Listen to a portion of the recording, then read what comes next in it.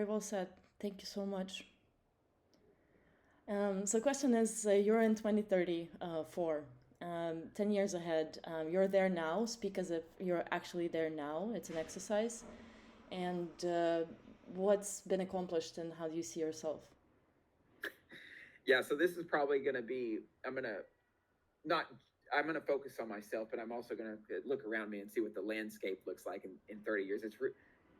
This is always hard to do because things change so rapidly, but this is probably a bit wishful thinking, but this is where I would see living myself, my wife, our community living together in our own network state based economy, an ecosystem where we have rules that we freely agreed upon, that are fully consensual, that are not based on some illusory social contract, and then me personally, I'm there still working, still spreading the word.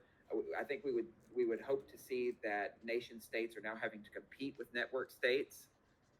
That's the whole point of network states, in my opinion, is that they offer a competitive governing service to the nation state that people would want to finally get to choose, right? So that's the way I would see the future opening up, is that we're living within the context of these network states, both in the cloud and on the ground, and that we're getting to do what we want to do more so than having to be activists and fight back against the system, because you don't have to do that as much when you have a choice.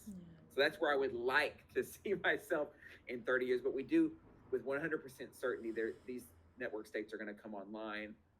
Already we're building them out. These aren't in our imagination. The work toward getting this done is happening now. There's already pop-up cities, special economic zones, things like Vitalia and Prospera, right? Vitalik's Zuzalu are pop-up cities that exist that are what I would call proto-network states. So this is happening now. It's not imaginary, and it's going to continue to happen, and it'll grow out, over the course of the next 30 years for sure. Yeah, and thank you for building part of the technological communications lead in this movement. I see the work you've done by that time. It's tremendous. It's like moving continents, like sewing these continents together, making sure there's like this protection set. Thank you for this.